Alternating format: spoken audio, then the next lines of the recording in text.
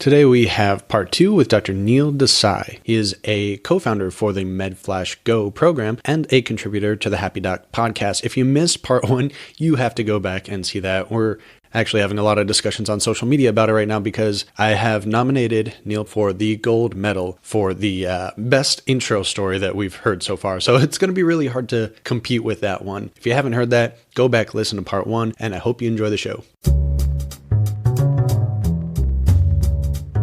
Welcome to the 1 Minute Preceptor Podcast, your resource for clinical rotation advice and tips to prepare for your externships in healthcare.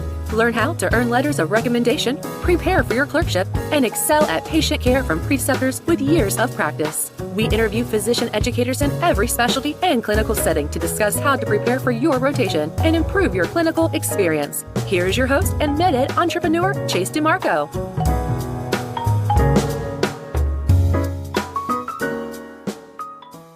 So then getting to students, what are expectations you have of students if they're going to start a rotation with you? So one of the things with students is all I ask is that I would ask that they keep an open mind. I think a lot of times students just go through things and they want to get the honor. They want to get the high rotation and just move on. I know what students think. I've seen it. I've been around for 15 years. So it's like, I get it why they're just there because they have to be there. I think for me, it's more like, hey, dude, come on. This is more about taking charge of your own education. You're missing out if you don't. The biggest thing is really for students, I want them to learn how to learn. That is the biggest thing. So I don't care what specialty you go in, whatever makes you happy, right? But my thing is, as an educator, I want you to learn how to think critically, how to think for yourself, and basically not just do something because you think it's what other people think you should do. That's the other thing. That's my whole thing. It's like doing what you think because other people think you should do it or because it looks good or because that. I want you to be true to what you want to do. How can you answer your calling in your own way and doing that, but also loving the art of medicine? That is my thing, is really to instill that passion that I think a lot of it's getting beaten out these days. But my thing is, I want to give some hope, inspiration, and be like, hey, it's still an awesome field. I wouldn't change it. I would never change I love doing this. I just have a lot of ideas on how to make things better. And that's what I want them to do. And I also want them to not underestimate themselves. I think a lot of students get you hear the fake it till you make it or imposter syndrome. That's a common thing. Or FOMO. I know for your generation, I don't know how you're older, but FOMO is a big thing, social media, all this. Because we didn't have that when I was in the internet just came out when I was in school. I'm dating myself. But my whole thing is really really getting comfortable in your own skin, which is hard because you're in a very difficult hierarchical system. But what I would argue is that that's changing. And I don't think people are really paying attention to it as much because over the last 20 years, you see this, you have access to all these attending physicians and specialists and people, really major influencers in different healthcare aspects, which 20 years ago was not possible for me. You're just on the bottom of the totem pole. So what I want students to learn and going through my rotation is that a couple of things. Definitely primary care. They need to learn the basics of primary care. Yes, that's given. All the aspects of primary care being how to integrate healthcare and preventing medical complications and things about disease processes, medication, side effects, all that's a given. That's any rotation, right? But I want to give them the tools that long-term that they really instill that love for doing what they do and getting excited about it and then getting energized and really kind of being able to translate that energy to take care of their patients, take care of themselves, take care of their family, their community, and just be happier, healthier, wealthier, and wiser. It's pretty simple. I love that so many primary care physicians that I've interviewed say the same thing. We want you to still learn how to learn, which is a great segue to mention my Medical Nemesis podcast, because that's what we cover a lot. Learning how to learn, cognitive psychology of learning, memory techniques and stuff. But also the taking charge of your own education, because that's a common theme that it's never quite clear between the transition from undergrad to medical school to clinical rotation, how much of the education is the responsibility of the teacher or preceptor versus how much of it is on the students themselves. So just clarifying that mentally, I think might help a lot of students better prepare before getting to the rotation. Definitely. That is a big thing. What I want students today, 2019, y'all listening out there, want you to understand you're in charge of your own education, because what's happening, and this is, I think, even like a lot of what I call like mainstream medicine, like traditional formal education, it's been flipped on its head because we have new forms of and even this is just regular education, actually, and studying a lot of this. You know this, I think, a lot of education, it's all, because I've seen this over the last 20 years, seeing from before the internet existed, like we just had books, right? And then I finished my residency '04, and all of a sudden you started having blogs, and then you had like online videos, and then now you have podcasts, and you have all these things, online question banks. You're tested online on computers. We weren't tested. Like I was the last one to take the old step 1, the 2-day thing, the paper and pencil exam, 2-day exam, and like I was the first one to take step 2 on the computer. So you can that transition. But yeah, I think it's crazy. So like the whole thing is learn to learn, but also I think you can do some extra learning. And like a lot of times I think people constrain themselves to the boxes of what their rotation is. What I would argue is that like, whereas like they say, well, it's too much, or it's like, then go the way I kind of throw that, like, well, taking charge of your own education. Well, go listen to a podcast on something that you're interested in. Go watch a video. I mean, it's all free. Like listen to how to learn, right? Listen about surgery or orthopedic surgery. I mean, there are orthopedic surgeons doing blogs or videos, or plastic surgeons. We have access to it. You guys have access to all this. Take advantage of it. And instead of like dwelling on what isn't, focus on what is, and your opportunities, resources, people. You can connect. You're very accessible. So am I. So I'm like, tailor is like psychiatry, family med, right? It's like search, like you can have access. And this is the other thing, is that I'm also going to say that like when you start doing creative things that integrate your clinical interest. So there's a research, or if you're into ENT or dermatology or whatever it is, go search out those people on social media and LinkedIn, Doximity, Facebook, Instagram, wherever, and then start following them. And then, but the thing is, the really cool thing, if you start like a creative thing, like a blog, you start building up your own, what I would call, brand has a negative reputation. So I'll say reputation, because brand sounds kind of, it can be, people looks at it negative, it can be like sleazy kind of negative connotation. And doctor speak or medical community speak, we're developing our reputation. This is age-old thing, right? Community reputation, building up a reputation as a legitimate authority in your field to allow you to connect and collaborate with colleagues in your community on the same level, and really kind of create new, awesome dialogues. And then that's how medical innovation happens. That's how we drag mainstream medicine stuck in the past in 20th century, kicking and screaming, into the 21st century. And that's kind of what I say, like leverage these tools, tying it all together. The whole thing is really take charge of your education. Today it's all about self-learning. It's about self-learning and using these tools. And that's the way these education tools are going, because you guys are learning online. So it's just doing more of that, do more of it. And instead of, I would argue, like, instead of wasting time on scrolling, social media, all these other things, what I would say is go find people that you're interested, that you want to follow, that can teach you something that you can't learn in a textbook or a formal classroom. I love it. And that kind of touches on my 5-10 year plan is to start an online medical school. So yeah, we're working towards that. Yeah, that's cool. The next question is, how can a student best prepare for a rotation? Like, are there certain resources you recommend they read before? Do you hand out anything from Start With You? I don't like to give like a didactic thing, because what I'm finding more and more is everyone learns differently. Everyone has different passions. I look at it kind of like, almost like if you're running a business or something, you got to know your employees. I like to get to know the student as a person, human. What do you want to do? And I'm like, my thing is just be real, be authentic, be honest. What do you want to achieve? Like, if you don't know, you don't know. That's fine. It's cool. I'm like, don't pander to like the rotation. I know there's some that will be like, oh, I totally want to be a family doc. I'm like, no, you don't. Right? You see it. Yeah. They're fishing for that letter of recommendation. Yeah, I know. I'm like, dude, it's like, you can tell we're really into it or don't. But like, my thing is, so what do I do? I would say, believe it or not, I actually go more, I'm a little untraditional. So if you haven't figured that out yet, like a little rare. So my thing is I'll actually say podcast and blogs and videos, because that's their language. I know how to speak. They're like, it's learning someone's language. So if you know, hey, what do you like? Do you listen to podcasts? Do you watch videos? Do you read blogs? What is your medium? Because people get so caught up in anal about like the medium of consumption. I like to read a book. All right, cool. right? Read a book. Like, or have to like, I can't learn through podcast or audio. I'm like, all right, then watch a video. I don't care. It doesn't matter to me. My thing is, what is it?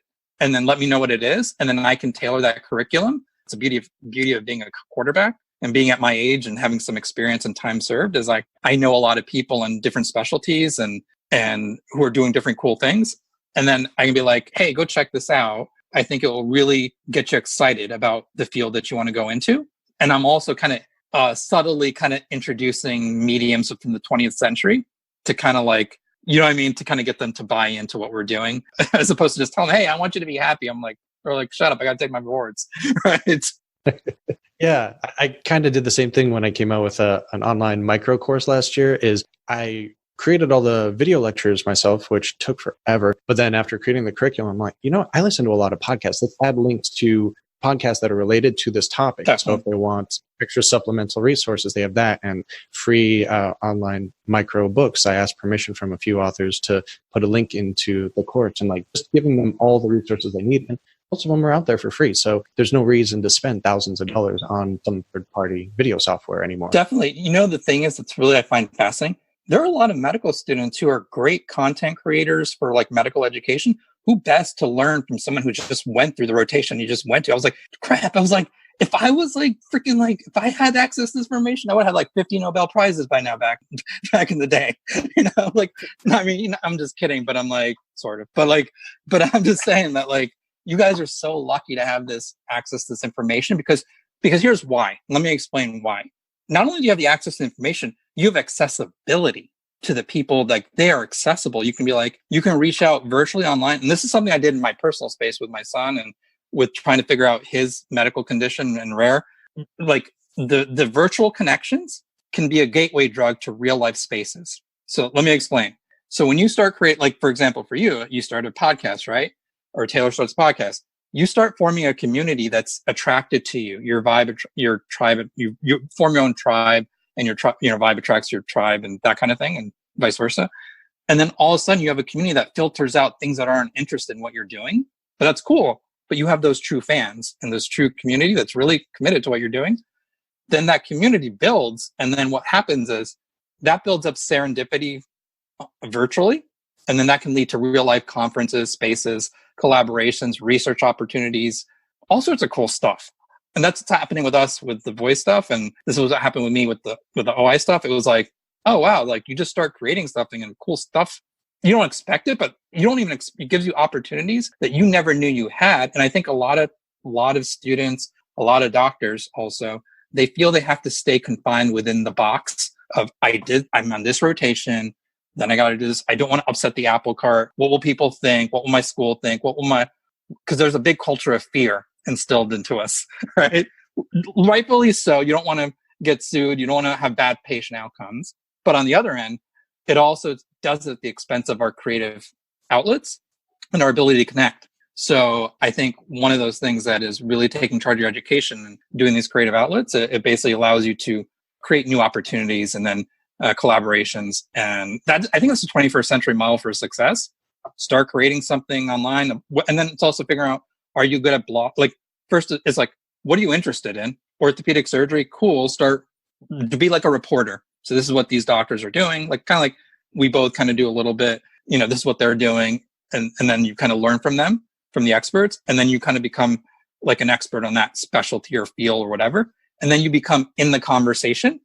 And then that can lead you to mentors and apprenticeships or like, kind of clerkships. And then that leads to more connections. It's what we call the flip connection game. Because people are like, how do I get a mentor? I'm like, start something you're interested in.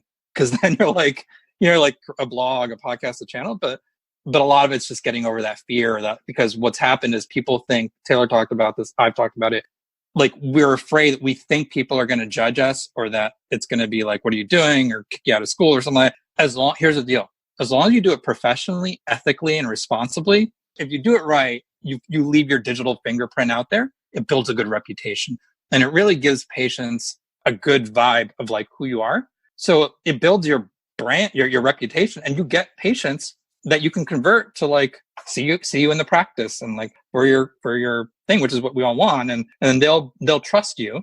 That's the other thing. Builds up trust. Trust is in low supply these days. This allows you to build trust. That is huge. And I think if you can do that, that's really big.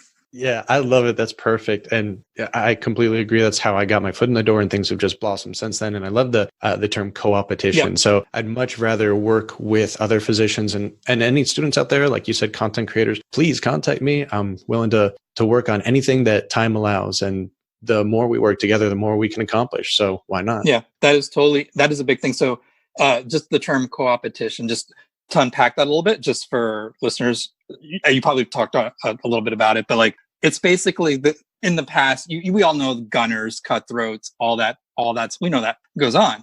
Here's the thing. Once you're in the system, right? The big shift, there's been a shift over the last 20 years. And this has a lot to do, it's been very nuanced, but I think what's happened is me being like in my mid 40s, kind of the sandwich generation of being a Gen Xer, like between boomers and millennials. I'm like the Jan Brady of generations here, where I'm just like, right. But anyway, I've been able to kind of see the whole landscape. I've seen this kind of shift where things are going. So what's happened is on the digital spaces, it's about collaborations, because watching my son watching a YouTuber or something, right? They do cross collaborations. It's the same thing for podcasters.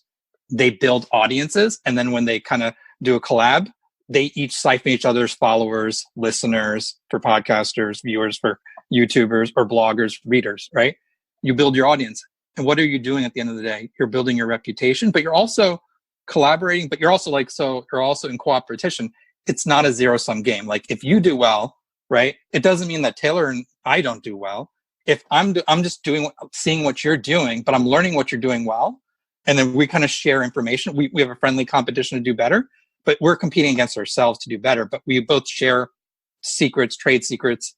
And in so doing, we both build each of our reputations. We both win. And it's like, and it gives us the joy of medicine compounded. So what I like to call the compounding community effect, just like compounding interest. It's this compounding human capital effect, where you build that reputation. And then that gives you a lot more of the things that we all complain about in medicine today, which is not having autonomy and all the third parties sucking the joy out of medicine. Well, this is our great equalizer. I look at it as like our how we restore balance to the force from the evil empire. Right? It's our lightsaber. I don't know what analogy you want to use, but if that makes any sense, it's a great democratizer.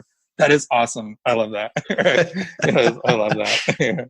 This is Chase DeMarco, and before we continue with today's great programming, I would like to share some information on my new book, Read This Before Medical School, with my co-authors Greg Rodden and Ted O'Connell. There are many blogs, podcasts, and books with tidbits of information and personal anecdotes for medical students. But wouldn't you like to know what the literature actually recommends? Wouldn't you like to have a simple yet powerful method for tackling board exam questions? Wouldn't you also like training in accelerated learning techniques? In our book, we introduce our Med Edge method. This powerful self-assessment tool allows you to identify personal weak points in your studies and gives advice on how to correct them. So if you would like to know more, check out the links in the show notes or visit your online bookstore of choice and purchase Read This Before Medical School. It's not just for pre-meds, but any student with medical or specialty boards on the horizon. Not sure if you're ready to buy? No problem. Download our free Essentials of PDF at freemeded.org/medstudents. And now back to the show. So we've definitely got on a few awesome tangents so far. I totally went off the script. Great material.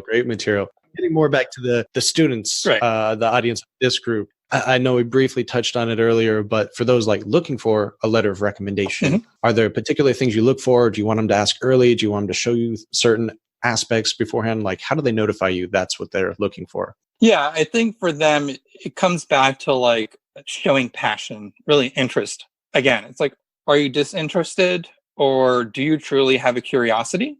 What is your curiosity level on learning from patients, from me, from my staff? Because there's a lot of other things you learn.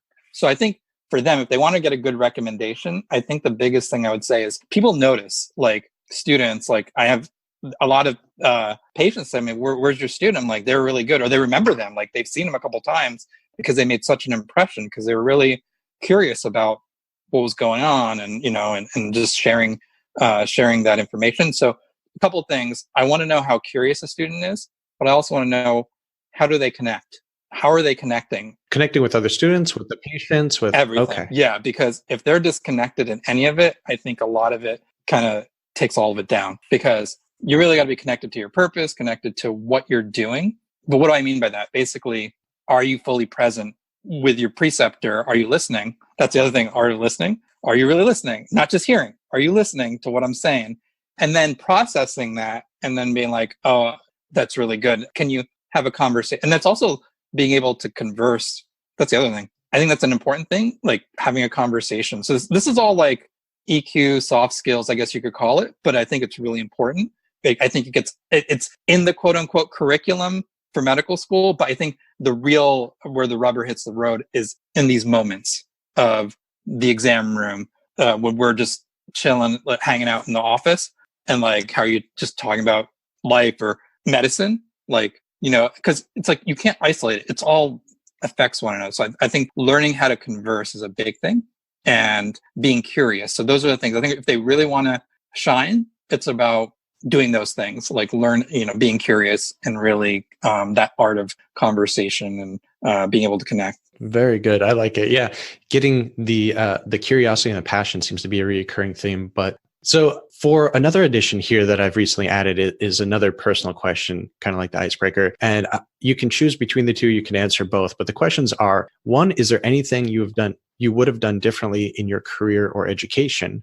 Or what is one of the dreams that you would like to see happen in medicine in your lifetime? Yeah. So a couple things. One of the things that I think I made a big mistake in my medical training, and I really want to drive this point, all joking, kidding aside, is that I think it's important. The medical training process can be very isolating. And I don't think this is something we talk about on the podcast a lot.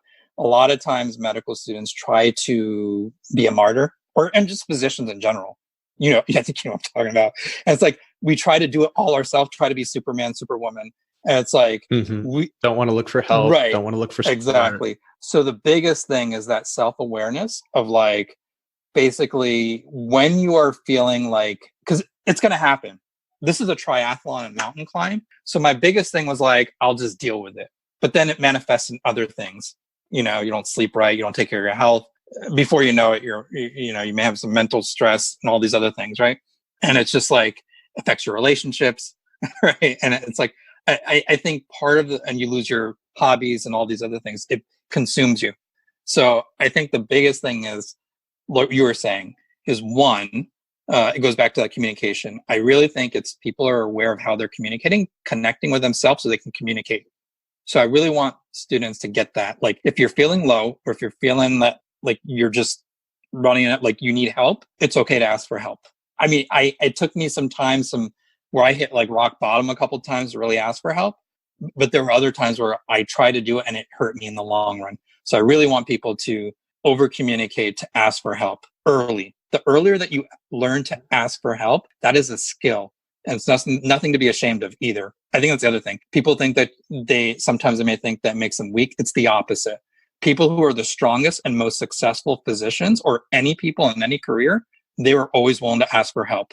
No one gets through life alone. So just understand that. Our patients ask the same. Like our patients, they come to us sometimes. Well, I never go to the doctor until something's wrong, but then they're there, but they're asking for help, right?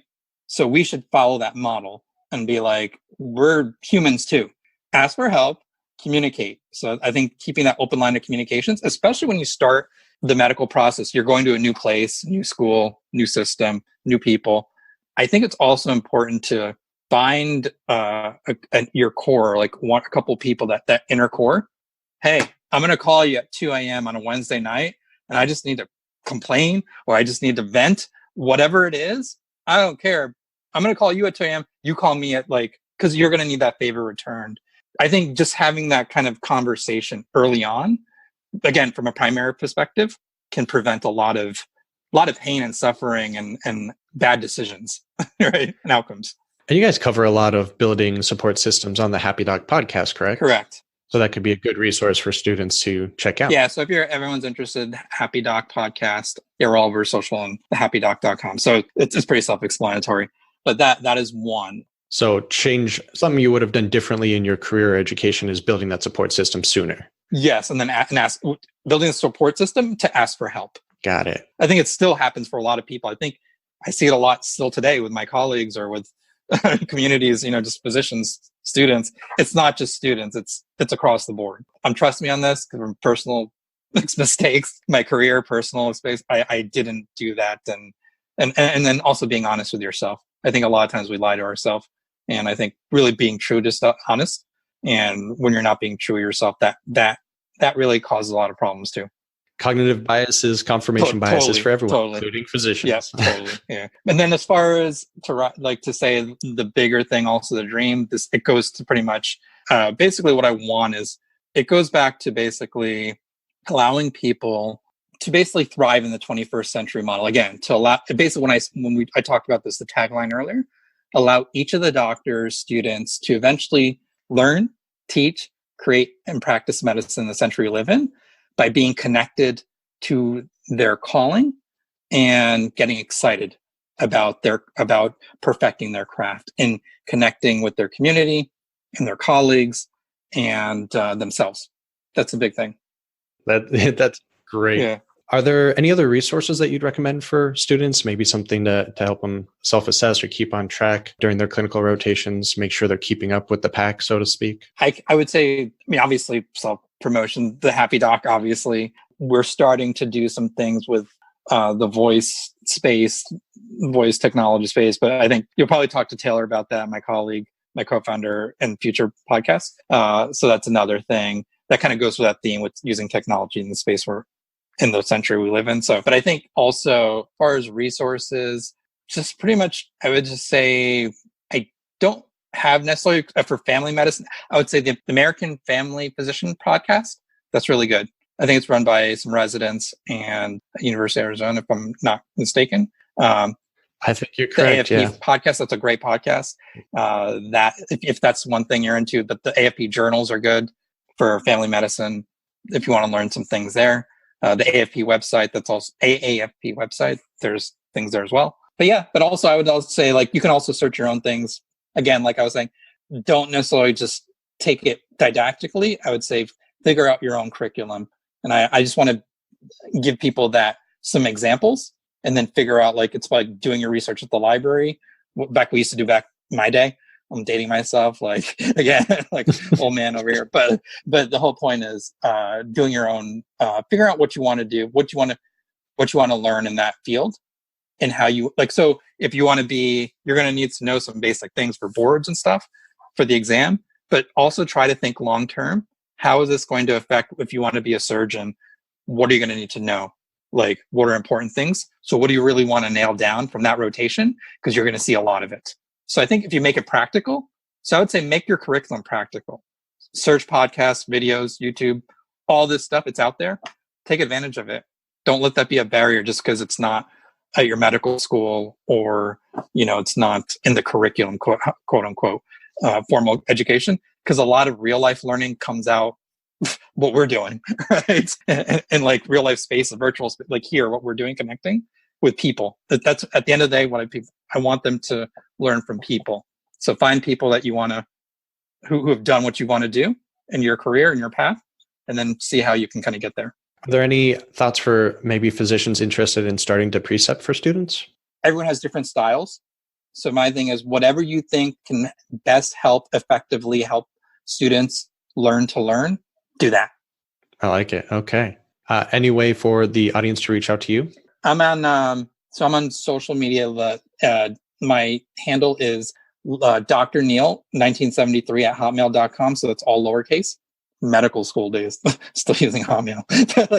but that's pretty much I'm on Twitter. I'm on Instagram. Neel Desai is just if you just Google me, I'll pop up somewhere, or you can also go to the Happy Doc. A good way to really get in touch with us is the Happy Doc channel. So at Happy Doc, it's pretty explanatory. Look us up on Instagram, Twitter, Facebook, whatever your social media choices, podcast. We're pretty much all over the place. Well, Dr. Neel Desai, this has been a great conversation. We went off on a lot of material. So I want to thank you again for taking the time to come on the show. And I really hope the audience enjoys all of the content that you've been gracious enough to share. Sure. Thanks for having me, Chase. This was a lot of fun. All right. Take care. All right. Bye. And one more quick announcement before we go today. There's a new platform coming called Find a Rotation. And Find a Rotation is going to be a sister organization to Free Med Ed. So we're going to collaborate on a lot of different projects. You're going to hear about it throughout future episodes. And basically, Find a Rotation is perfect for this show because it deals with your clinical rotations. So let's say you're a student that doesn't have as many resources at your school or looking for a very specific and competitive rotation and you're unable to find it. You can now go to findarotation.com or use the app once it becomes available to the public. And this allows students and physicians to go on, register for free accounts, and set up their own rotations. So there's no longer a need to use these mediaries, these rotation agencies that add significant expense to some students' tuition costs.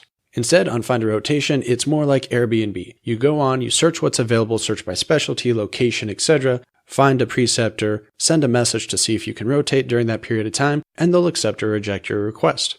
So this is a very, very powerful app for those looking for different or unique clinical experiences.